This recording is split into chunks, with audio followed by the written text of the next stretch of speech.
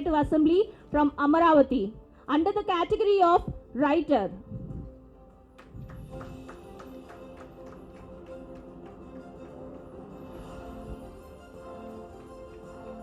రెండు తెలుగు రాష్ట్రాల తెలుగు సాహితీ ప్రపంచంలో పరిచయం అవసరం లేని పేరు డాక్టర్ ఎం ప్రభాకర్ గారు. కడప జిల్లాలోని ప్రొద్దుటూరుకు చెందిన ఒక చరిత్ర పరిశోధకుడు, కవి, రచయిత, గాయకుడు అండ్ ఎస్వి యూనివర్సిటీ తిరుపతి నుండి చరిత్రలో మాస్టర్ డిగ్రీ పొందారు. సాంకేతిక విద్యాశాఖలో ఆడిటర్గా పనిచేసి రిటైర్ అయ్యారు.